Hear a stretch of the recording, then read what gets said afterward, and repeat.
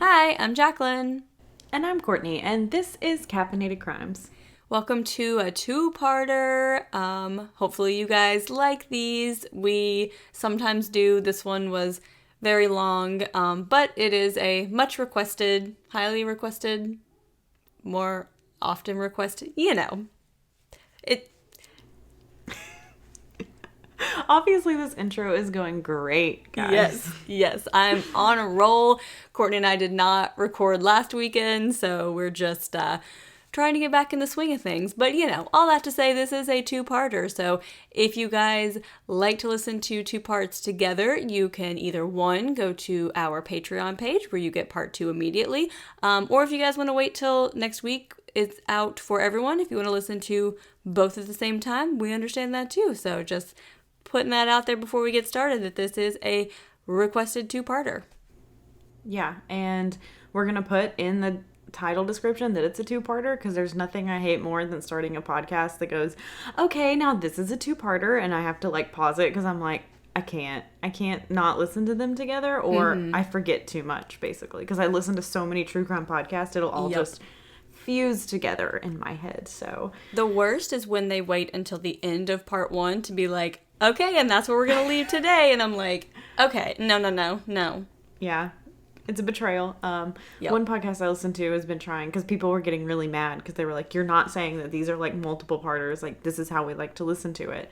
So now they're like, don't get mad. It's a two-parter. But they still don't put it in the description, in the title. They just say it. And I'm like, can you just put it in the title, please? We get you guys. Yes, agreed. As far as updates go, we do have an update from I think it's Colorado, I'm pretty sure. Here I am talking about my ass again. So I'm pretty sure also, but maybe we're both just wrong. So in 2019, Elijah Mclean did die. He was walking. I think he did have some mental health issues. There was something. I don't remember his exact diagnosis. I want to say he was on the autism spectrum, but I'm not 100% sure. I think that as well, but here we are again, talking out our butts. Anyway. That's all we do. Basically, he was, confronted by the police, and he was saying, please don't touch me, please. He did not like to be touched, which is people should respect that, especially since he wasn't doing anything wrong. But basically, they used a very, very, very strong sedative to give him, enough to knock out a bear, and this man was 120 pounds. He was very, very skinny, very tiny. He did die. So now finally in 2021, 2 years later, 3 officers and 2 EMTs will face criminal charges in his death. So it took way too long, but at least there is some justice coming. I'm pretty sure with this one as well, I heard somewhere that the 3 officers also took a picture making fun of him, or making fun of a protest someone did, something like that. But hopefully they all will actually be indicted, found guilty, whatever on these charges, but at least it is a step in the right direction, and another one of these police abusing their authority cases.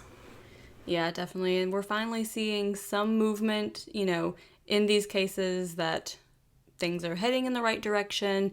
Again, like we said a million times on this podcast, we just want people to be held accountable. If you make a criminal mistake, you still make a criminal mistake. I mean, it doesn't matter what your intentions were. If a citizen does the same thing, they will be charged. So that's why it doesn't make any sense that, police and EMT are able to get away with this like that. So as you guys know, I'm fascinated with this case of the family that was found dead on the hiking trail in California. So I'm always looking it up to see if there are any more updates. Still no official cause of death or anything. I think we mentioned last time they ruled out toxic algae, that they figured out that was not it. They have closed down that trail because they have some concerns about something toxic in the air. Nothing confirmed, and they're also possibly looking into lightning. It is very rare to, 1, be struck by lightning, and 2, to die after being struck by lightning, but it is possible, and it doesn't always show a physical sign, which I did not realize. You would think there would be some kind of physical sign of that trauma, but it can just lead to a brain injury or a cardiac arrest without any kind of physical sign. So that's a possibility, but they are still looking into that. So, of course, as always, we will let you know when we learn more information, because I am just truly fascinated by this one. Yeah, that one is crazy how it's just like, the whole lightning thing with me is like, were they all 4 struck and had the same reaction? Because you don't necessarily like die of lightning, so it's kind of weird. And like, I really feel like maybe there was like something toxic they breathed in that maybe has not been identified yet. But like, I feel like that has to be like the simplest quote, like idea with this, basically. Like, I feel like it has to be like, or it's aliens. I don't know. I'm just kidding. But yeah, you never know. I also looked up recently the Piedmont Park murder. Still doesn't look like anything with that. But there were more people attacked in Piedmont Park during the day. So at like 5 p.m., this man like went up to this woman, was just like screaming at her and stuff. So a lot of people now are kind of being like very weary of Piedmont Park, because it's like, this is the middle of the day, like, and people are getting screamed at. So wow, super crazy. But since all this is kind of like sad, I don't really have a happy story, but I have a crazy story that I have to tell that Jaclyn's not heard yet. So I've had to wait like a week to hear this story, guys. So I went back and listened, and I didn't say where I was going out of town. I'll talk more on my out of town trip later, if you can guess what my perk of the week's gonna be. Spoiler, Courtney. Everyone looks forward to that so much. Okay.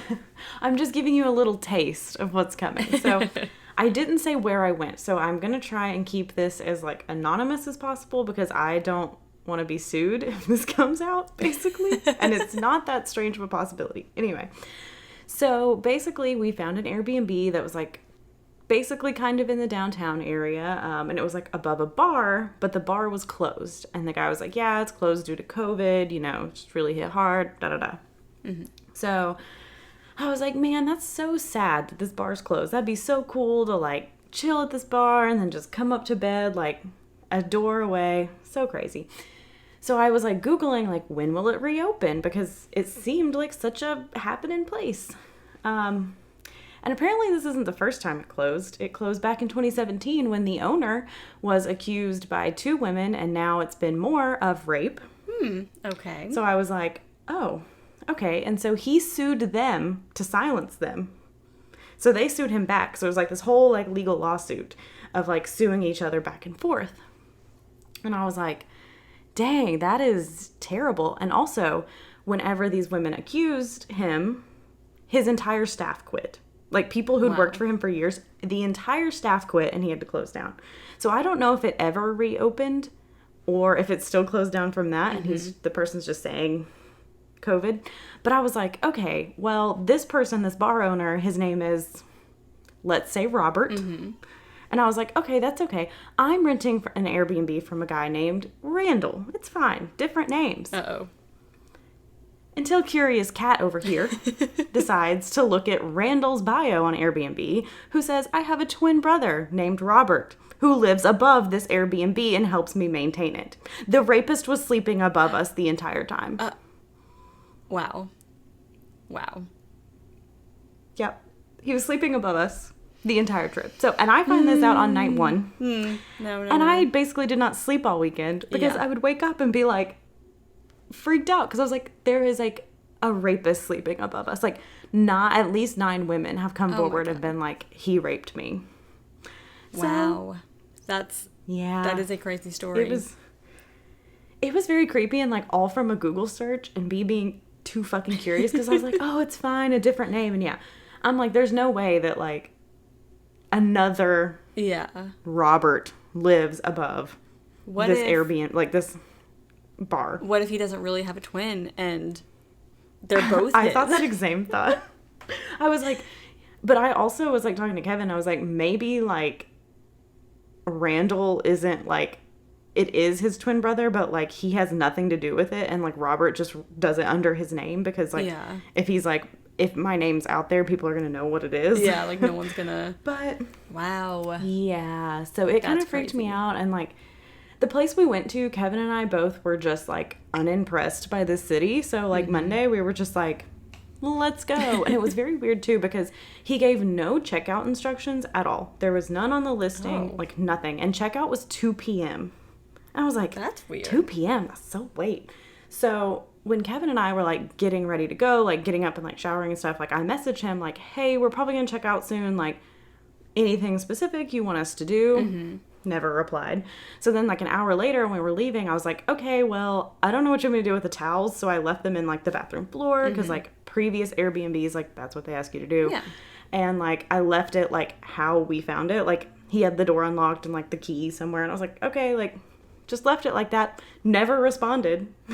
That's super But he weird. finally gave me my review and gave me a good review. So I was like, okay, I don't really care. But I was like whispering to Kevin. I was like, what if he has microphones in here? What if he can hear us because he's above us? He's above us walking around. Oh god. So yeah, That is that's very creepy and quite trip. a story. Yeah, and it was something that would only happen to me. Yeah. Probably. So For sure. that's Courtney's luck. But I mean, nothing happened. We were fine. Mm-hmm. It gave us a place to sleep. It was a fine Airbnb. Like I left him a good review because I was like, I mean, nothing's wrong with this place. Yeah, like I'm not going to be like very creepy and odd and uncomfortable. Yeah. Ooh. But at least I'm not there anymore. And Yes. now that you heard that crazy story, we can get into our crazy story, which if you can tell by the title is the Zodiac Killer. Never heard of him. Me either. Who is that? So our resources for this week are Zodiac, the shocking true story of the hunt for the nation's most elusive serial killer by Robert Graysmith. So he was also like a political cartoonist for the San Francisco Chronicle, and he was like there when the Zodiac's like cryptic messages were received. So he was very like hands-on with everything. And if you guys have seen the 2016, 17-ish movie Zodiac somewhere. I think it's older than that. Is it? Okay, I'm gonna look it up, but I'm gonna say it's like 2012. 2007. 2007? No. 2000. I swear to God. Are you Googling it after I Googled it? I'm leaving this in. That Jaclyn is here Googling it because she doesn't trust me. I mean,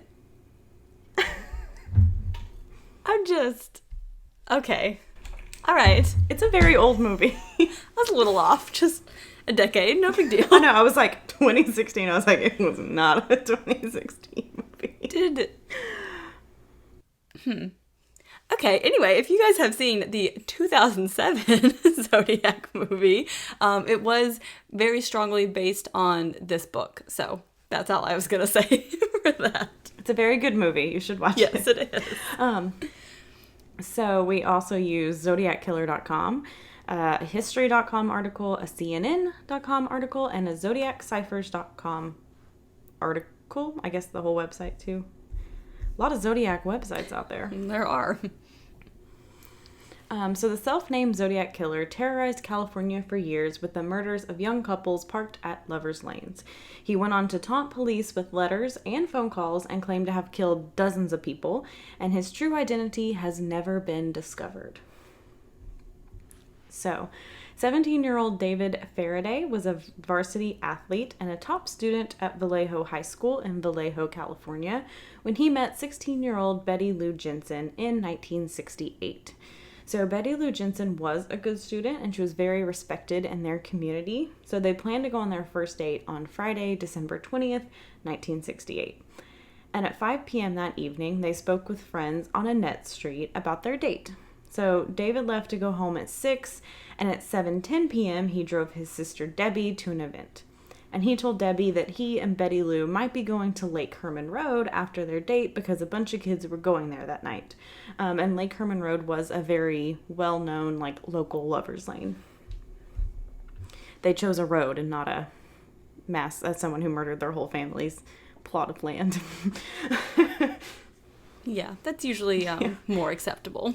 Also, I mean, I feel like a lover's lane is self-explanatory, but if there's anyone that's not familiar with that term or anyone younger that, I don't know. Anyway, before, in like the 60s, 70s, I don't even know if it went into the 80s. I don't know, guys. We're talking out our ass again. But anyway, it's where you just go as a teenager to make out in your car. So I mean, I feel like lovers lanes are kind of still a thing. Like, I know a place in Knoxville that used to be, it was like a lovers lane, basically. True. Like, you knew, like, if you want to, like, get some, you go there at night. Like, yeah, you might just meet random people. But people have gotten more savvy since then, but. True. So, David left home again at 7:30 p.m., and he took his parents' station wagon to pick up Betty Lou. And he arrived at her house at 8. So, her family thought they were going to be going to a Christmas Carol concert that night at our high school just a few blocks away. And Betty Lou was very nervous getting dressed in her room that night because she told her sister that she thought a boy from school was spying on her, and her mom had even found the side gate of the house open several times. So she did kind of have like a reasoning for this. She wasn't just like paranoid. Like there was some backing behind it. So Betty Lou told her parents that she and David were going to a party after the concert and would be home by 11. So they did leave her house at 8:20, but instead of going to the concert, they hung out with another friend instead, and they left that friend at 9 p.m., but they didn't tell that friend, like, where they were going next. Also at 9 p.m. on Lake Herman Road, just outside of Vallejo city limits, 2 raccoon hunters noticed a 4-door 1960s Chevrolet Impala parked next to the entrance to the Benicio water pumping station. So a truck was also driving out of the pumping station gate at that time, and at 9:30 p.m., 2 teenagers had just parked their sports cars off the road to adjust the motor, and they saw a car they thought was a blue Valiant coming down the road into Vallejo. So as it passed them, it did like slow down and just stop in the middle of the road and then backed up towards them very slowly, which is like what nightmares are made of, basically. When you're out at night and a car is just backing up at you, that's when you sprint. Yep, I'm out of here. Nope. So the couple left and the car did follow them, but they turned off on a road and it continued straight ahead. And they did find it very odd, which you should. That is a very weird situation. Yeah, that would definitely stand out to you for sure. Yeah. And at 10 p.m., a local sheep herder saw the Chevrolet Impala by the entrance to the pumping station. So meanwhile, David and Betty Lou were seen having a Coke at Mr. Ed's, which was a local drive-in, and then they left for Lake Herman Road. So at 10:15, David pulled off the road and parked about 15 feet away in a graveled area outside the gate to Lake Herman pumping station. So, as previously mentioned, this area was a lover's lane, and police did periodically patrol it because if the teenagers know it's a lover lane, the police know it's a lover's lane. Yeah. And it did warn people like of the dangers of parking in an isolated area. And the spot was popular also because like teenagers could see when the police cruiser was coming like around the road, so they had time to hide any beer or weed or like get dressed or, you know, whatever they needed to do. Mm-hmm. The raccoon hunters did leave the area at 11:05 and reportedly saw Betty Lou leaning against David's shoulder in the car. A woman named Mrs. Borgs was driving down the road on her way to pick up her son when her headlights lit up a horrific scene. So David was lying right outside the car and he was covered in blood, and Betty Lou was several feet away, lying face down and also covered in blood. So again, we're in the 60s, there are no cell phones, so she does have to drive past them to go get help, and she did just happen to pass a police car at 11:19. So she flashed her lights to get their attention and told them what she saw. And when police arrived, David was still barely alive and the car was still running. 2 shots had been fired into the car, and David had been shot once in the head at point-blank range while standing just outside the car. So it does appear that Betty Lou must have attempted to run away and was then shot 5 times in the upper right portion of her back. So the killer must have been a pretty experienced shooter to hit a moving target in gravel on a very dark road. Like, we saw Raynella. She couldn't even, in broad daylight, really close to someone. So you have to be pretty experienced to be able to hit this, like, moving target at night when you can't see that well. Yeah, I feel like this comes up later when they're, like, narrowing down suspects. It's like, okay, it had to be somebody who had some kind of experience with weapons like this. Yeah. So there were .22 caliber casings on the floor of the car, and there were no tire tracks or signs of a struggle because the gravel area was frozen from being so cold that night. And Betty Lou was pronounced dead at the scene, but David was still breathing when police arrived, so they called for an ambulance. He did arrive at the hospital at 12:05 a.m. and was pronounced dead upon arrival. So the car was tested for latent fingerprints, and police began searching for the gun or any other possible clue. And overall, 9 expended casings were found, and police were careful not to contaminate the crime scene while searching this area, which is pretty good for the 60s. We've seen, even in the 90s, some pretty botched crime scenes. Even in the 2010s. Even, I don't know, a few weeks ago, probably. Right. So police also took 34 detailed statements about what David and Betty Lou were doing the last night of their life. So, like, as you heard, like, we had a lot of details because they were interviewing a lot of people to get, like, exact times when they could. Mm-hmm. So there was an initial suspect who was a boy from Betty Lou's school that had a crush on her and who had threatened David. So her family thought he could possibly be the one stalking her at her house, but he did have an airtight alibi.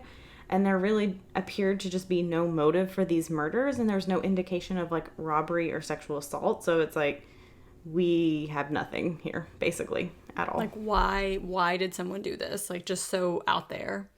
So 22-year-old Darlene Farron worked at Terry's restaurant in Vallejo, and she was described as super friendly and would talk to everyone. And patrons of the restaurant would wait in line just to get seated in her section, which means she must have been pretty damn good waitress. Yeah. I've seen people get very mad over a 10-minute wait, so... She wore braces, and she did look younger than she was, and she also physically resembled Betty Lou Jensen. So Darlene knew David and Betty Lou from her high school, and she was living with her second husband, Dean, and their baby girl, Dina. So her friends and family all noticed a change in Darlene after she had her baby. She started going out all the time and wearing nice clothes, and she lost a bunch of weight. And her husband didn't know, like, how she was able to afford these nice clothes, because it's like, where is this money coming from? Like, I know you got a lot of patrons lining up, but you're not making millions at Terry's restaurant in Vallejo. Yeah. Like, how are you affording all these clothes? So on February 26th, 1969, Darlene's 17-year-old babysitter Karen was watching the baby while Darlene and Dean were working, and she noticed a white sedan with a large windshield outside their apartment. So he was only parked about 8 feet away and just appeared to be watching them, and he did light a cigarette inside the car, so she got a brief look at him from the glow of the flame. He was a heavy-set, middle-aged man with a round face and curvy, wavy, dark brown hair. By the time Dean got home, the car was gone, so Karen didn't really say anything, but she did tell Darlene about it the next day. So Darlene told her she knew who this man was and that she had witnessed him kill someone.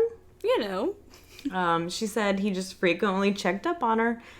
And friends reported that Darlene had gone to the Virgin Islands with her first husband, and they believe this is where she got mixed up with a rough crowd and witnessed a murder. Okay, can you imagine, like, Courtney, if you come home from your honeymoon and you're like, you know, we were just hanging out with these people and then, like, I witnessed a murder, and so this guy keeps just, like, following up on me just to make sure I haven't, like, told it. What? And, like, all of your friends just casually know about this? I'm sorry. My thing is, like, being the 17-year-old. Like, you're 17 years old just trying to make extra money watching this kid. And, like, his mom is just like, or her mom's just like, yeah, that guy you saw who was, like, kind of creepy. Like, I saw him kill someone. Don't worry about it. Like, I would just be like, totally fine. I don't get paid enough for this lady. Like, I'm out of here. I'm gonna go watch someone else's kid. So when Darlene went to work at the restaurant that night, other employees told her that a stocky man had been there asking questions about her. So Darlene's sister also said that Darlene received packages from a strange man and that he was always very mysterious about what was in them. And so the babysitter reported that she'd been covering up for Darlene because she was having multiple affairs. So the same man who'd been watching the house showed up at a painting party, and Darlene appeared terrified of him and avoided him for the rest of the night. Her sister was at this party and said it was the same man who'd been leaving the packages. So witnesses at the party reportedly overheard him asking Darlene about her sources of income, and he would also show up at Terry's when she was working, and everyone said she was afraid of him. So, kind of a pretty crazy, life. Yeah. To think about, in the 60s. I don't know. For sure. So on June 24th, 1969, Darlene did tell her sister that something big was going to happen in the next few days, but wouldn't say what. And then on July 4th at 3:45 p.m., Dean went to work, and 15 minutes later, Darlene called her friend Mike and arranged for a date to go to the movies in San Francisco at 7:30. So at 6:30, Darlene and her sister went by the restaurant where Dean was working on the way to a 4th of July celebration and boat parade. So Dean said he was inviting friends over after work for a party, and Darlene was like, okay, cool, I'll be home around 10. So Dean asked her to stop and get fireworks after the parade, and he said he and his friends would be there around midnight. At 6:45, Darlene went to Terry's to tell her coworker Bobby about the party that night at her house. So they're going to have a real rager. I don't know where her daughter's going to be when all these people and all these fireworks. She's going to be watching the fireworks. You know, like you do. So at 8 p.m., Darlene called Mike and said she was just hanging out with her sister a while longer and would call or come see him late. So Darlene and her sister then went back by the restaurant where Dean worked after the parade, and at 10:15, she called the babysitters to make sure her daughter was okay. Just kidding. I forgot about that part, so I guess her daughter's at a babysitter's for who knows how long. But is she going to come home for the party? I don't know. Who knows? She's just... Can you imagine just being like, all right, here's my daughter, 17-year-old. Have fun. Have fun. Bye-bye. Never. Never. I haven't left my daughter with anyone that's not her father yet.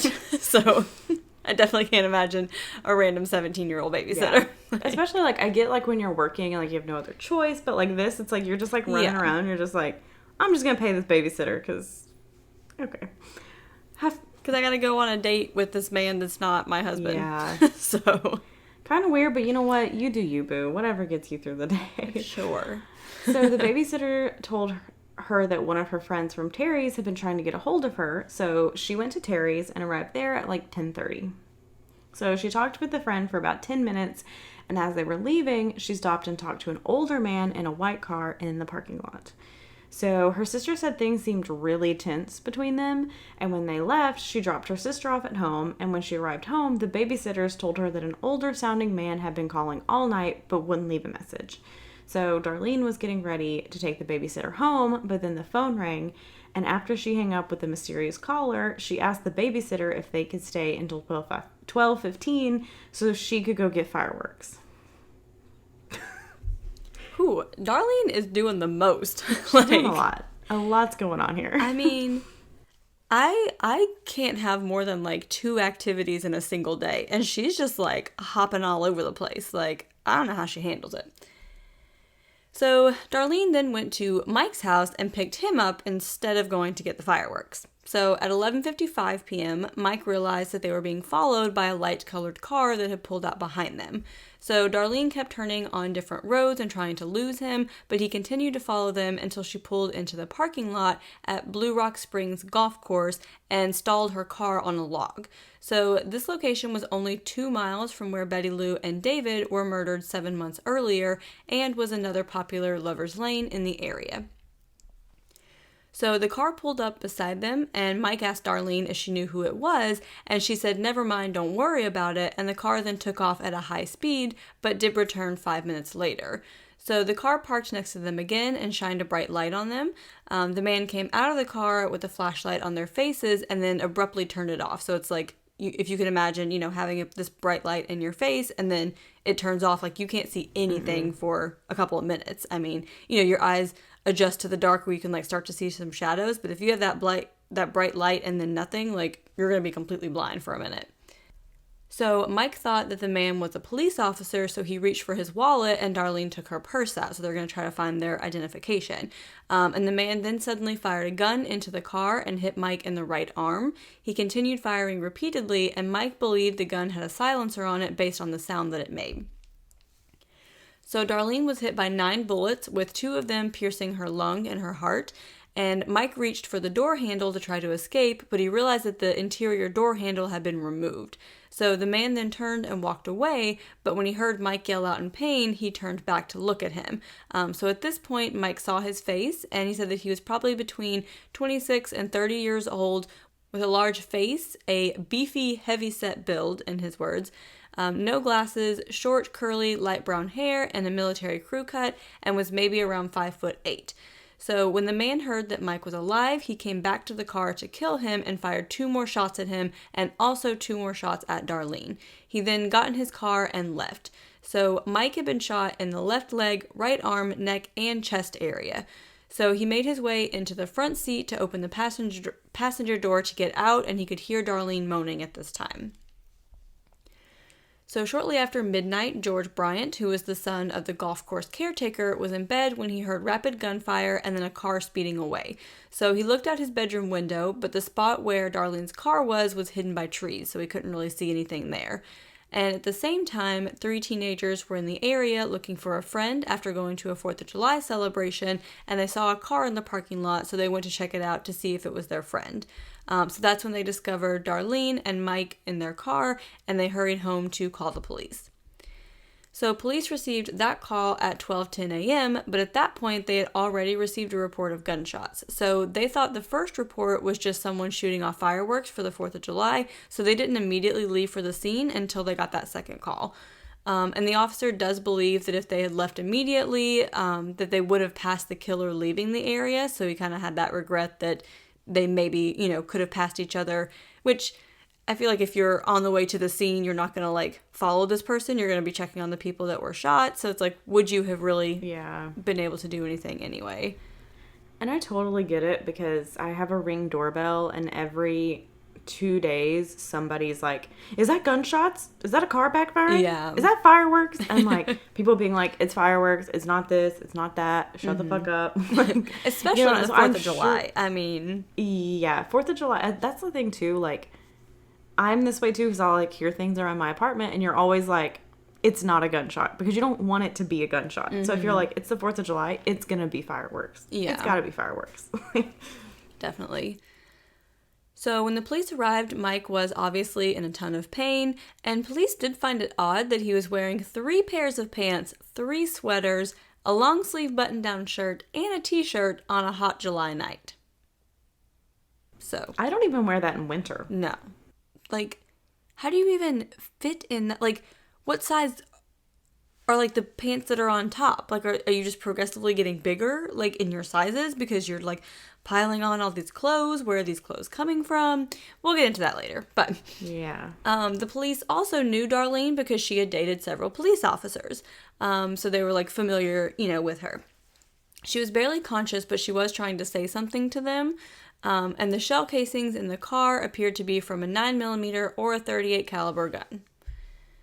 So Darlene was pronounced dead on arrival at 12:38 a.m. when she arrived at the hospital.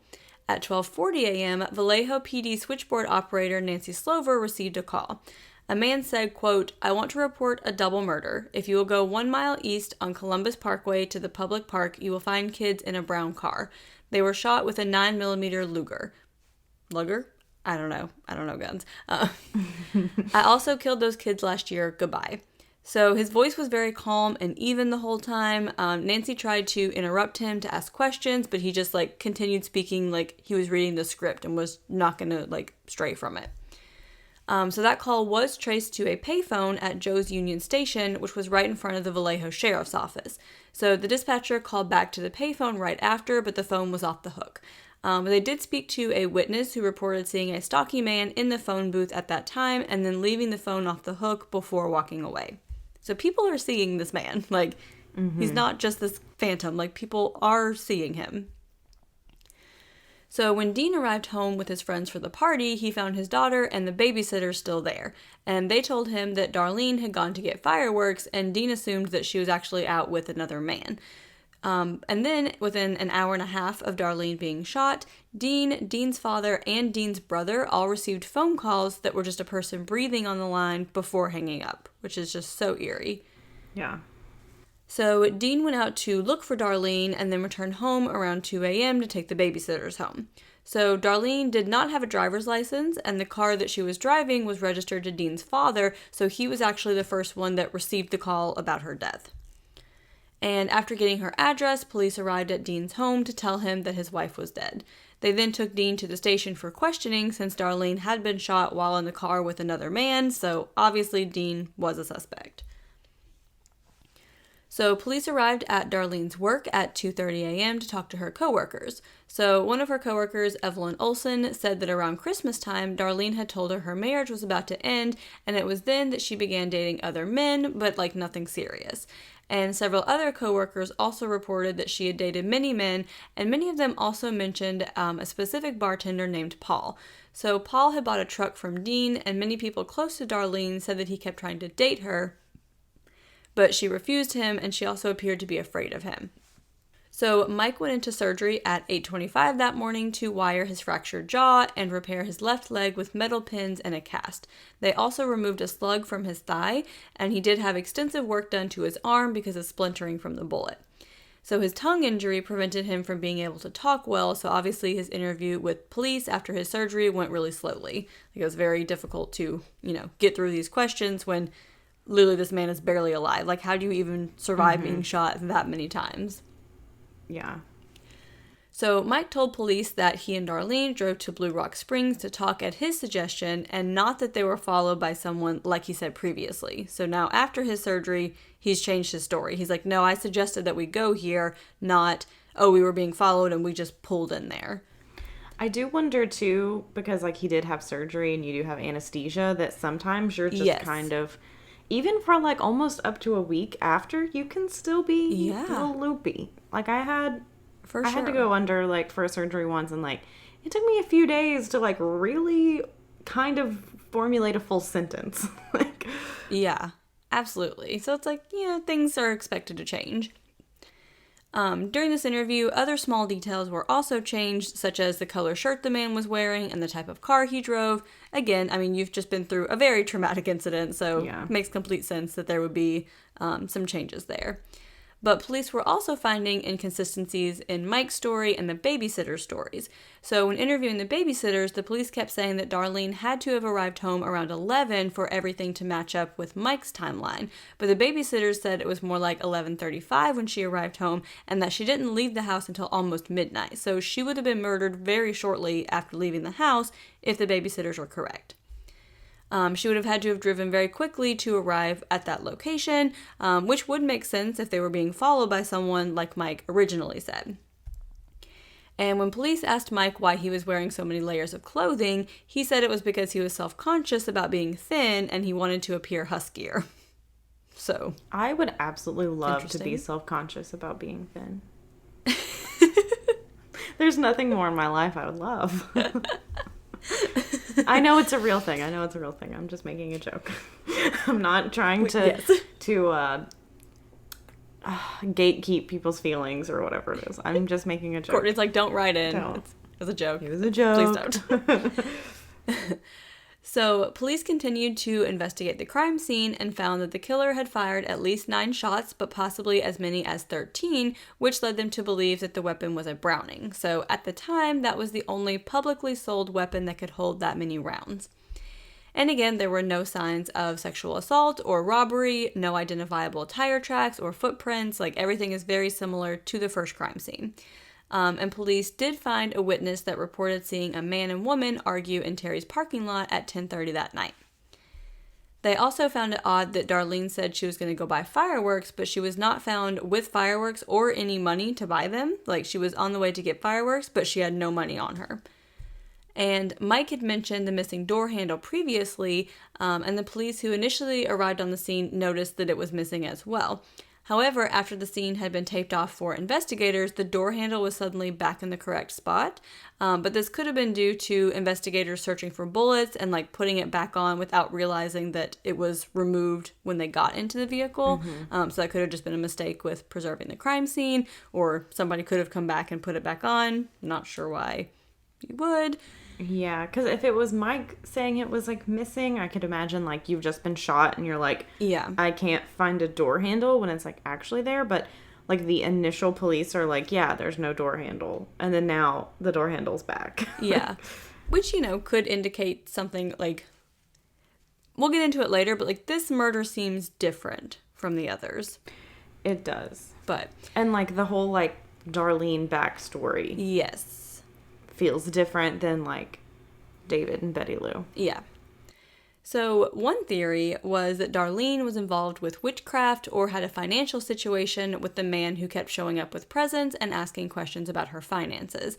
And in her belongings at home, police found an envelope with a bunch of odd words written on it and some of them circled.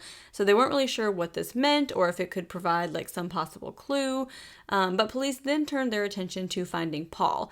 But when they interviewed him, he said that he had attended a softball game sponsored by the Napa Police Department at 10:30 that morning and then went to a veterans fireworks display later that evening and was home by 7 p.m. His wife did confirm his alibi, so police cleared him, which we know that spouses aren't the most reliable witnesses to confirm alibis, but, you know, for some reason they didn't feel like they had anything else to go on with him. Yeah. And so at this point, bear with us because things are about to get hard to say around here. So, and we struggle with saying the regular words, so. This isn't like a trigger warning. This is just, I just want to be clear because I'm like, here we are talking about people being murdered, and now we're about to talk about Zodiac's letters, and we're like, hard to say over here. Hard to say. We're like, no, we mean literally hard to say the words that this man wrote on paper. Yeah.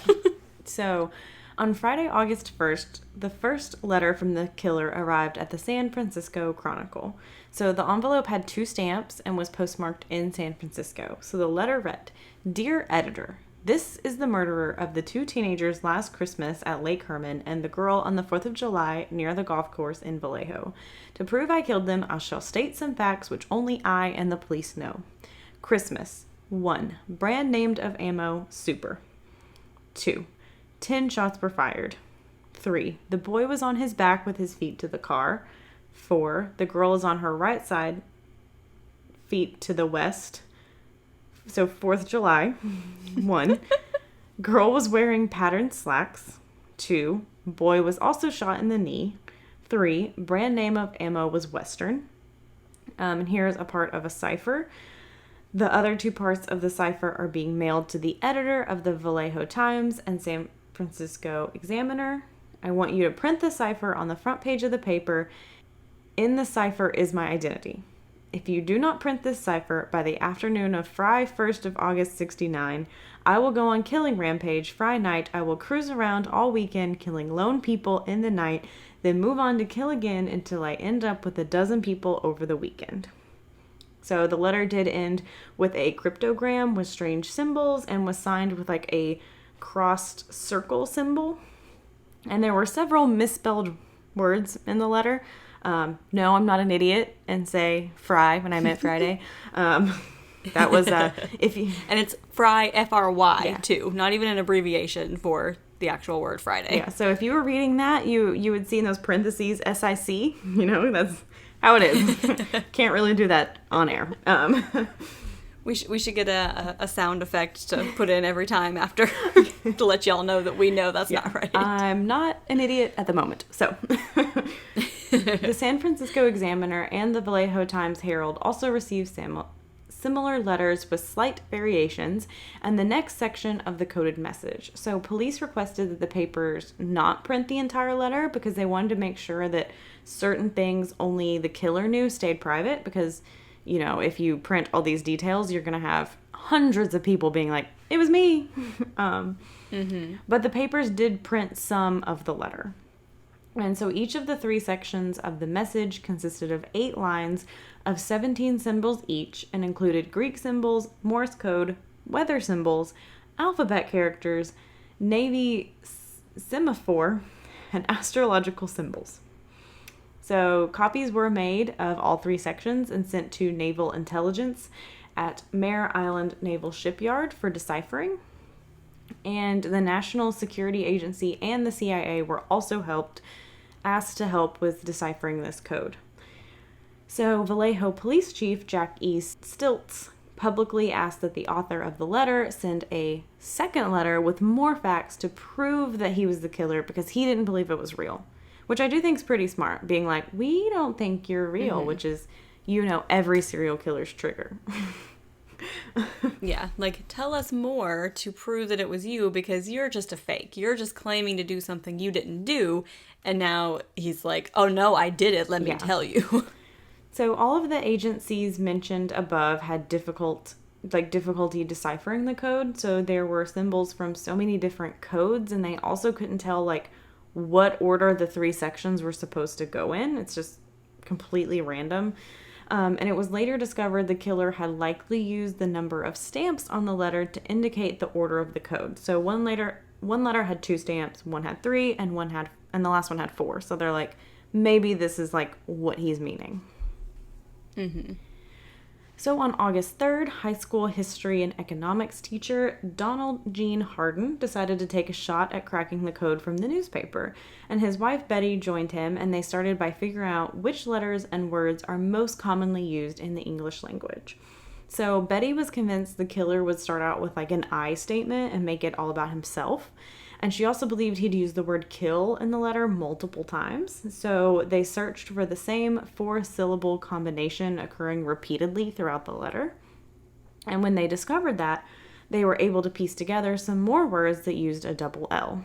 So this code was incredibly difficult because he used 7 different symbols for the letter E.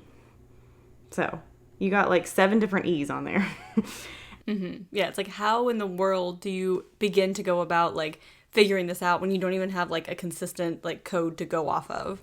I'm like, did this guy even have a code? Was he just like, I'm just gonna, this is an I and this is an E, and I'm just gonna make it up as I go? Yep, probably. There were also 2 different symbols used for both A and S. So the poor spelling was another contributing factor that made this code difficult. So especially if you're looking for the word kill and he can't spell it correctly, like, super difficult. So after 24 hours spent working on this code, the Hardens came up with the following message. I like killing people because it's so much fun. It is more fun than killing wild game in the forest because man is the most dangerous animal of all. To kill someone gives me the most thrilling experience. It is even better than getting your rocks off with a girl. The best part of it is that when I die, I will be reborn in paradise and they have killed will become my slaves. I will not give you my name because you will try to slow down or stop my collecting of slaves for afterlife. So, the letter ended with random jumbled letters, and when Harden called the Chronicle to let them know he'd solved it, they told him to mail it in, and they'd give it to the police department because they were receiving so many calls from people, like, claiming to crack the code. Mm-hmm. But after police reviewed the deciphered code, Naval Intelligence used the Hardens' worksheets and double-checked them and decided that they were correct. So, this couple is gold, I just want to say. Yeah. 100%. Being like, hey, honey, you want to try to crack this code? Let's do it. Like, oh, I'm just going to sit here on a Sunday morning, drink my coffee, crack this serial killer's code like you do, you know? So on Thursday, August 7th, another letter was sent in response to Chief Stilt's request, and it was a 3-page letter and used the name Zodiac for the first time. So he wrote, Dear Editor, this is the Zodiac speaking in answer to your asking for more details about the good times I had in Vallejo. I shall be very happy to supply even more material. By the way, are the police having a good time with the code? If not, tell them to cheer up. When they do crack it, they will have me. On the 4th of July, I did not open the car door. The window was rolled down already. The boy was originally sitting in the front seat when I began firing. When I fired the first shot at his head, he leaped backwards at the same time, spoiling my aim. He ended up on the back seat, then the floor, and that thrashing out very violently with his legs. That's how I shot him in the knee. I did not leave the scene of the killing with squealing tires and racing engine as described in the Vallejo papers. Oof. I'm not done yet, y'all. I drove away slowly so as not to draw attention to my car. The man who told the police my car was brown was a Negro about 40 to 45, rather shabby dressed. I was in this phone booth having some fun with the Vallejo cop when he was walking by. When I hung up the phone, the damn thing began to ring, and that drew his attention to me and my car. I love Courtney's Zodiac impression here. like a robot. The damn thing began to ring. It's like those TikToks where they have like the person read the text. It's me. Last Christmas in that episode, the police were wondering as to how I could shoot and hit my victims in the dark. They did not openly state this, but implied this by saying it was a well-lit night and I could see silhouettes on the horizon. Bullshit. That area is surrounded by high hills and trees. What I did was tape a small pencil flashlight to the barrel of my gun. If you notice in the center of the beam of light, if you aim it at a wall or ceiling, you will see a black or dark spot in the center of the circle of light about 3 to 6 inches across when taped to a gun barrel. Whew. The bullet will strike exactly in the center of the black. In the light, all I had to do was spray, then... ... no address. So, that's me clapping if you cannot tell from that. That was also a difficult one there. that was rough. You did a fantastic job. I just have to let y'all know about something in here that just cracked me up when Courtney was reading it. When I did the notes for the section, I used a lot of voice text. So I was reading the book and holding my baby with one arm. So I was using voice text to read these atrocious letters. And so I went back through and, edited things that didn't come through correctly, but it capitalized weird things. And so it capitalized racing engine. And so I just really don't know what that's supposed to be. Like, is this a band? Know. Is this what capital racing engine is out there? Please let me know.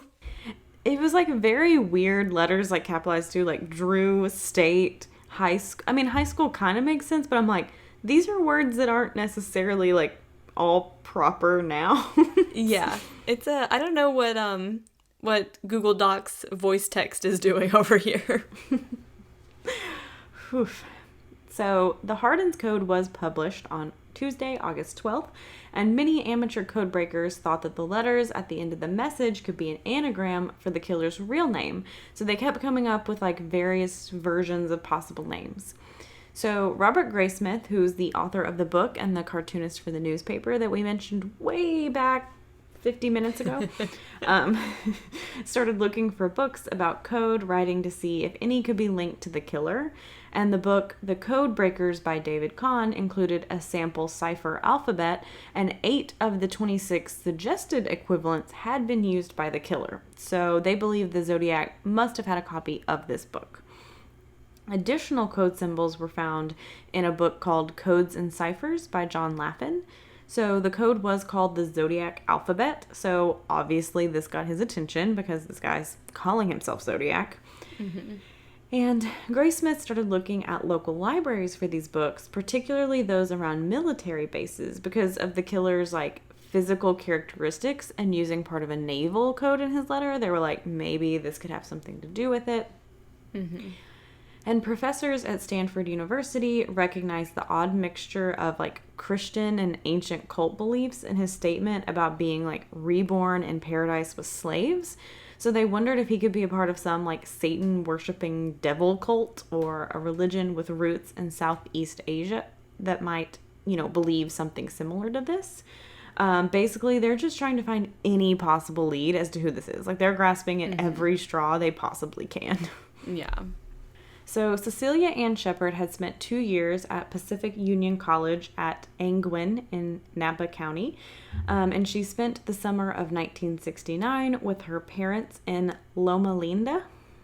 I hope that's right. Loma Linda? I don't know. Sorry, California. And on Saturday, September 27th, she went back to school for the weekend to pack up her things. So she would be transferring to the University of California at Riverside to study music that fall.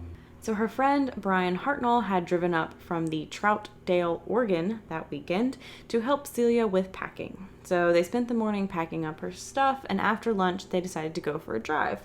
So they planned to go to San Francisco, but they ended up picking up an old TV at a church charity rummage sale in Napa. So they then stopped in St. Helena to get some things and meet some friends. And then they gave some kids a ride home. Again, doing the most this day. Yes, very busy day. These people are just, I don't know how they do it. I mean, I guess if you don't have, like, any form of internet or social media or any kind of television, honestly, I mean... I guess you do have a lot more time in your day. You're like, let's just go driving because I have literally nothing else to do today. So true. By that time it was getting kind of late. So Brian suggested that they go to Lake Berryessa instead, which is one of his favorite places. So earlier that day at 2:50 p.m., 3 21-year-old women were in a parking lot when a man drove up and parked right next to them. So they said it appeared that he was trying to read something in his lap, but they didn't think he was, like, actually reading anything. Just kind of like a disguise here, like, oh, just reading my paper. Y'all know what we mean. You guys have seen this. Yeah. So they described him as 25 to 35 years old, no glasses. He had straight dark hair that was parted on the side, and he was driving a silver or blue 1966 Chevrolet two-door sedan. So the girls then drove on to the lake, and an hour later noticed that he was watching them, and he did drive off about 20 minutes later. So Bryant and Cecilia parked his car on the edge of the road near the lake, and there was no one else around, and they walked a short distance to have a picnic. And at around 6:30, they were lying on a blanket by the lake when Cecilia noticed a man walking near them and then disappearing behind a tree, which pretty suspicious, like someone just walking up and hiding behind a tree. So when he came back out, he had a gun and was wearing a black hood that was square on top with 3-inch square cross placed over a circle stitched in white on the front. It kind of resembled like an executioner. And there were slits for his nose and mouth, and he wore clip-on sunglasses over them. Very, very odd. Like, I don't even know what I would be thinking if this person was walking towards me. Like, right. So much going on right there. He also wore gloves and had a bayonet-type knife that was at least a foot long, attached to his belt on one side, and a holster for his gun on the other. So he approached the couple and said, I want your money and your car keys. I want your car to go to Mexico. So Brian said he had like a drawl, but not really like a southern drawl, and that he didn't really seem well educated. Like he didn't really seem illiterate either, just kind of like an in-between, I guess. And he said his voice sounded like he was between 20 and 30 years old, and he thought he was between like 5'10" and 6'1", and probably weighed between 225 and 250 pounds. So Brian handed the man his money and car keys, and the man put the change in his pocket and tossed the keys on the blanket. He then put his gun in the holster, and Brian said he didn't have like any more money, but maybe he thought like maybe he could help him, like if there's any other way like he needed, you know, just trying to basically like bargain for anything you can at this point. The man responded, no, time is running short. I'm an escaped convict from Deer Lodge, Montana. I've killed a prison guard there, and I stole a car and nothing to lose. I'm flat broke. So Brian told him he was wasting his time because he's like, I don't have any more money. Like, if time's running short, you're going to want to go rob someone else. Like, we're tapped out here. I can't help you. We're tapped out. So the man instructed Brian to lie face down on the ground so he could tie him up. And he then had Cecilia tie him up, and she made the knots, like, very loose. But then the man did tie Cecilia up as well and tighten the knots that she'd made for Brian. The man then said that he was going to have to stab them, and Brian asked him to stab him first because he didn't want to see Cecilia stabbed. So the man pulled out the knife and began stabbing Brian in the back before stabbing Cecilia a total of 24 times while she rolled on her side and her front and begged him to stop. When he was finished, he tossed Brian's money and keys back on the blanket and left in his car. So Brian was able to use his teeth to undo Cecilia's knots, and then Cecilia was able to free him. But at this point, they had both lost so much blood that they could barely move. But a fisherman and his son from San Francisco were in a boat on the lake when they heard moans and went to check it out. So after finding them, they went to find rangers at the Rancho Monticello Resort and told them what they had seen. So when police arrived, Brian had crawled about 300 yards away from where they were stabbed. The police called for an ambulance, but it was coming from Queen of the Valley Hospital, which was almost an hour away. So, like, you have these two people that have almost already bled to death, and then now you have to wait for this ambulance. So at 7:40 p.m., someone called the Napa Police Department and said, "I want to report a murder, no, a double murder. They are 2 miles north of Park headquarters. They were in a white Volkswagen Carmen Gia." Don't know if I pronounced that right. When asked where he was, he said, "I'm the one that did it," and he then appeared to put the phone down while the line was still open and walked away. So the call was traced to a payphone at a car wash that was 4 blocks from the Napa Police Department and 27 miles from the attack. So both of these calls that have come into police were close to the police department. Police were able to get a palm print from the phone. And when police arrived at the scene, they saw that someone had written with a pen on Brian's car.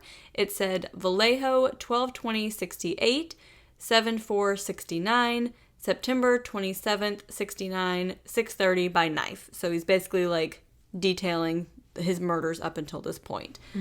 He then had the same symbol that was on the letters that was sent to the newspapers. So they were able to get tire tracks this time and also footprints that were a size 10.5. And because of the depth of the footprints, they estimated that the killer weighed around 220 pounds. And they also discovered the shoe print was from a type of boot called a wing walker, and over 100,000 of them have been sent to Air Force and Navy installations on the West Coast. So police are now highly suspecting that the killer is involved with the military, like they previously thought. Cecilia did die from her wounds at 3:45 p.m. on Monday, September 29th, and Napa residents were warned to stay clear of remote areas and to travel in groups. Fast food restaurants and drive-in theaters were just deserted, like people are not going out anywhere. Some parents even openly told their teenagers, like, look, you can make out with your boyfriends and girlfriends at home if you just stay away from the lovers' lanes. Like, we'll let you have privacy, do your necking, just don't go out. Yeah, like I'd rather you have sex here than go get murdered. Just exactly. Turn some music on or something.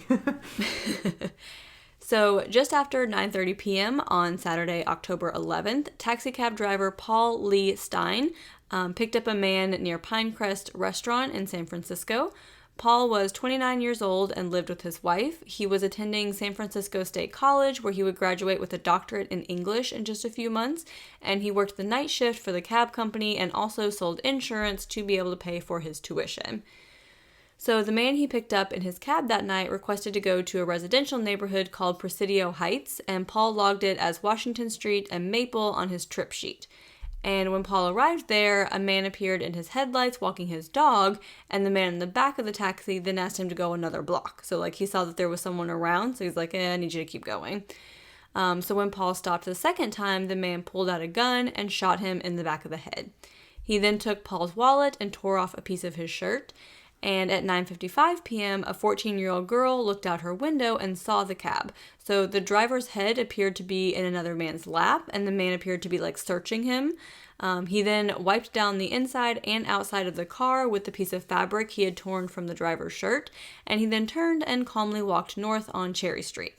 So the teenager called police. I think they were having, a party, so, several of them, called the police together, and the call was logged at 9:58 p.m., but unfortunately, the dispatcher mistakenly recorded the man as black, so when the call went out to police, they're all searching for a black man. And police did stop a stocky white man walking north on Cherry Street at 10 p.m. and asked him if he had seen anything unusual in the last few minutes. He said that he had seen a man waving a gun running east on Washington Street, so police then went in that direction. And when police arrived at Paul's cab and spoke with the teenagers, they learned that the man was actually white, so the description for the APB was reversed. The ambulance arrived at 10:10 p.m. and did pronounce Paul dead on the scene, and when the homicide detectives arrived, they believed that this was a cab robbery gone wrong and that the murderer was an amateur. So there have been some cab robberies in the area recently, so they're thinking that this is more in line with that versus these other killings. When searching the cab, a detective found a 9mm casing under the seat, and the crime lab was able to get fingerprints that were in a smear of blood on a window. There was also a handprint in blood that was retrieved from the beam separating the front and rear windows. The killer had leaned forward on it to wipe the driver's dashboard area, and that's where he left a print in blood with his right hand. So now that they had the correct description of a stocky white man with a crew cut, police and their dogs fanned out and searched the entire area. Paul's boss said that his last dispatch was to 500 9th Avenue at 9:45 p.m., but he never showed up, so he must have picked up the killer on his way to that call. So using his trip sheet and the amount on the meter, police were able to track down the approximate location where he would have picked up the killer. The search for the murderer was called off at 2 a.m. with no success. The teenagers who witnessed the murderer walking away worked with a sketch artist to develop a composite of the suspect. It was sent out to all the taxi companies in the area. The fingerprints were ruled out as not being Paul's, so police used the cab trip sheet and went to the addresses where the passengers were dropped off that day, and they were able to locate about a third of them, so the crime lab went to their houses to get fingerprints to rule them out as the murderer. So obviously in a taxi cab you're going to have a ton of fingerprints, so they're doing the best they can to narrow down who it wasn't, so maybe they can find out who it was. So at 10:30 a.m. on Tuesday, October 14th, the Chronicle received a letter that had been mailed in San Francisco the day before with the cross symbol from the previous letters in place of the return address. And when the letter was opened, a 5-inch piece of gray and white cloth covered in blood fell out. This letter said, "This is the Zodiac speaking. I am the murderer of the taxi driver over by Washington Street and Maple Street last night. To prove this, here is a blood-stained piece of his shirt. I am the same man who did in the people in the North Bay area.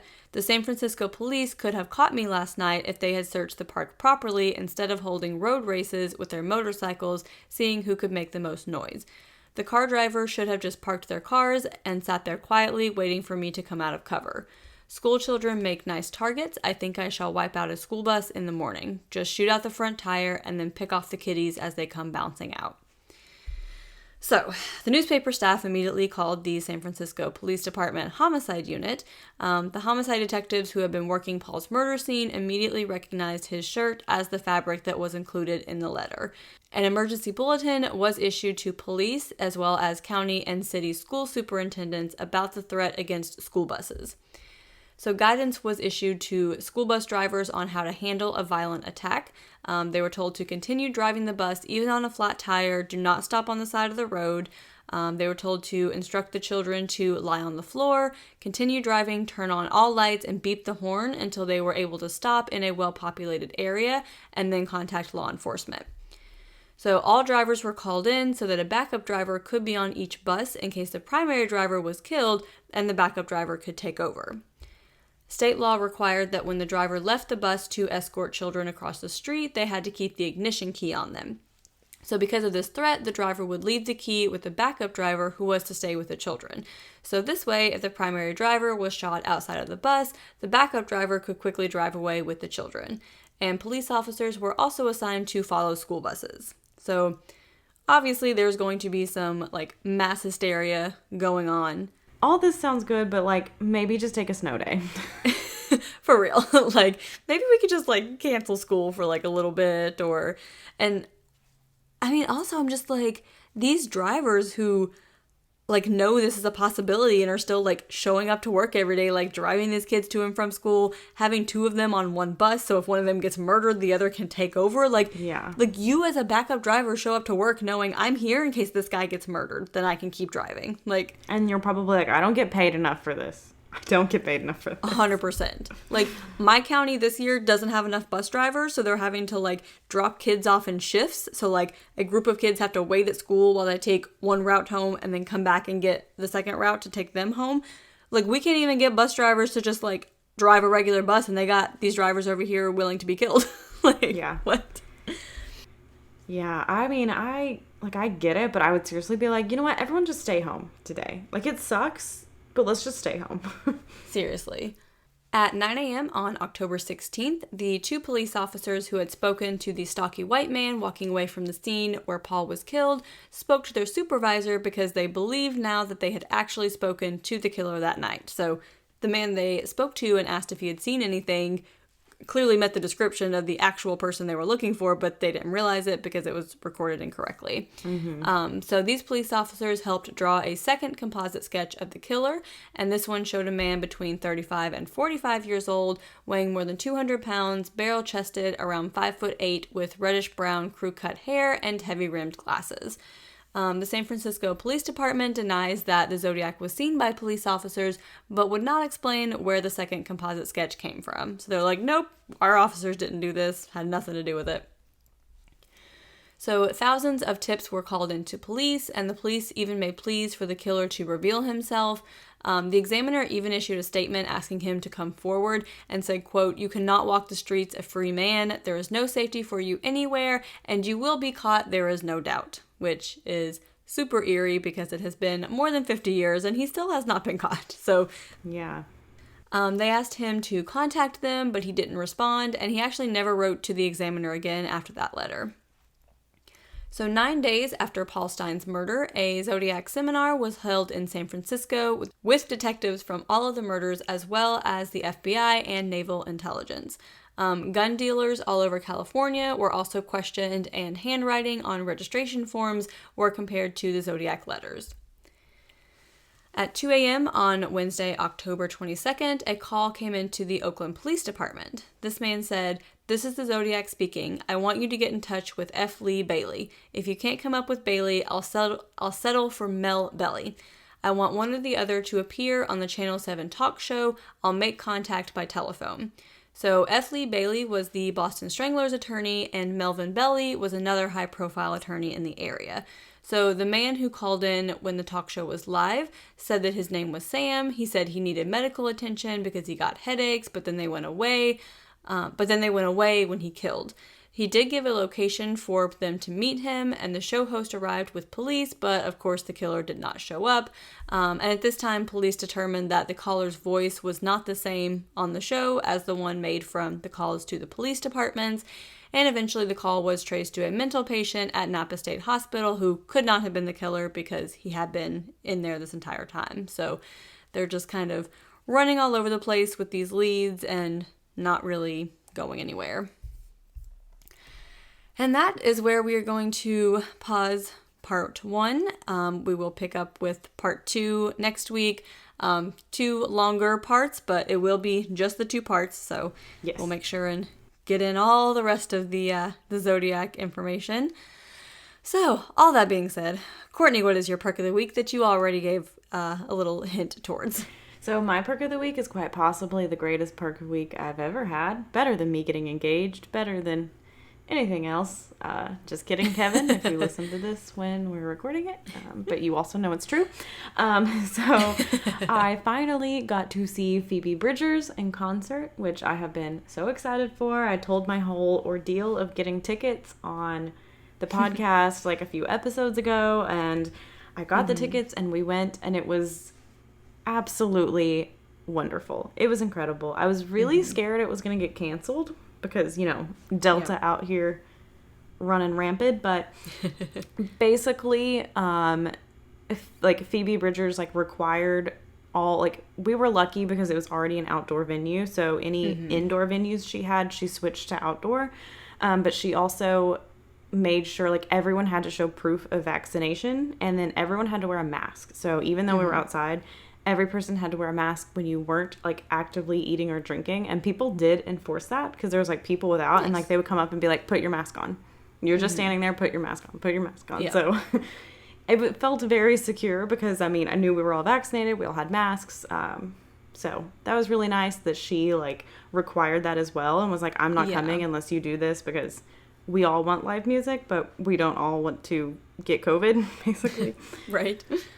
But that is my perk of the week because it was absolutely amazing. And it was so nice to be at a concert, and a concert I've really been wanting to go to. And she did not disappoint. She was incredible. So that's awesome. That is my perk of the week. Jaclyn, what is your perk of the week? So my perk of the week, last weekend, Andrew and I took Millie down to Carolina Beach in North Carolina. So her first trip to the beach. First day, she was kind of indifferent. She wasn't really sure. Second day, she screamed every time I put her feet in the water. So, we like to look at the beach, but she's not quite sure about being in it yet. But we did just have a nice, relaxing weekend. And then Millie also learned to roll all the way over during that weekend, and is now a rolling machine. You put it down on her back and she's on her tummy in 3 seconds. She's like, whoop, here we go. So now she wants to sleep on her tummy, which has me freaking out, but it's okay. She can move herself around So I guess it's fine. But anyway, that is my perk of the week. It was a very nice, enjoyable weekend, and also had to throw in her learning to roll because, why not? Yeah, it seemed like a good weekend. It's always nice to get away. It was nice for us to get away, Kevin and I, to the city we went that was very underwhelming. Literally, okay, we were like, let's go. Like, we were basically downtown. We were like a mile from like kind of outskirts downtown. So we're like, let's go like to the downtown. And like we walked around and there was like nothing. And I was like, I have to pee. Let's find a bar. We could not find a single bar in the downtown of this like city. Oh my gosh. That has a population the size of Nashville. They have the same population as Nashville. And in their downtown, I could not find a bar. So I snuck into a hotel and went and peed. But like we were just like, where do people go? Like, what do you do? Yeah. There's nothing. Wow. And like a lot of places were like temporarily closed. And I don't know if it was like a COVID thing or like a this city state thing. But anyway, it was not a great city, but the concert was fun. And if you guys want to let us know where you've been going, what concerts you've gone to, want to go to, your weird Airbnb experiences, all those fun things, you can do so on Instagram at Caffeinated Crimes Pod, on Twitter at Caff Crimes Pod, that's CAFF Crimes Pod, on Facebook at Caffeinated Crimes Podcast. You can email us at caffeinatedcrimespod@gmail.com. If you feel so inclined and you are able to, you can head on over to patreon.com/caffeinatedcrimes, especially if you want part 2 of the Zodiac Killer right now. It is available up there.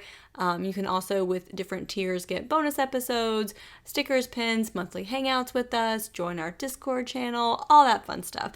Again, that is patreon.com/caffeinatedcrimes. Yeah, and you'll get part 2 immediately right now, and also when part 2 comes out for the regular listeners, you will get a bonus. So we don't make you go a week with like no episode. Yes. Like we try to be fair here. So and we are still doing our Apple reviews giveaway. I know, big shocker. Who saw that coming? We are slowly getting close to 50. So if you could just leave us a 5-star rating, that would be amazing. And when we get to 50, we will choose an individual to get a pin, a sticker, and a $10 gift card to the coffee shop of their choice. And while I was doing this rant, it reminded me we are also now on YouTube. Yes, so we are. If for some reason YouTube is your preferred method of listening, I mean, some people are like, it's just easier to do a YouTube link. That's fine. Our episodes are going up on there, so all of our most recent episodes are there. We're slowly getting that backlog. It's just a little time consuming because we do have like 80 episodes. So it's not like super simple. So we are working on getting that like backlog up. But hopefully all those will be up soon. Maybe by the time this is released, most will be up. Hopefully, yeah. That's my goal, maybe. I don't know. We'll see. But yeah, so those are slowly coming up.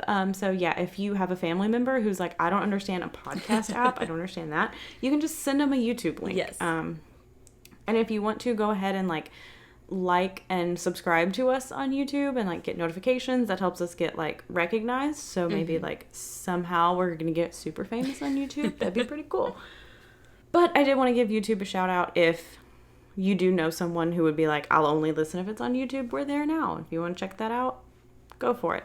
We are also on TikTok, so check us out there as well, where Courtney has now done 2 videos, and maybe one day I'll learn how to do a TikTok before the trend ends that I'm trying to do. We'll see. I don't know, but we are on TikTok, so definitely follow us over there as well. Yeah. I don't know how TikTok handles work, just I think we're Caffeinated Crimes pod or something.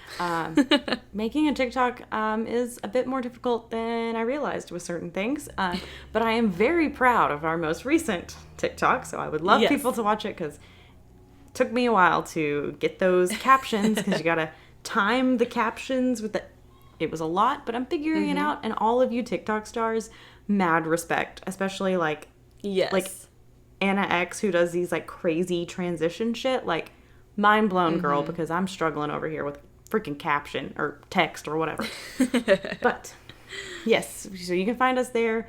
Slowly getting to all the platforms. If you have another platform you want us on, we won't be on OnlyFans because now you can't do sex work on OnlyFans, so why would we go? But anyway. Well, that's all we would do there. What else would I do but show my tits? So, anyway. In the meantime, go have a cup of coffee. And don't commit a crime.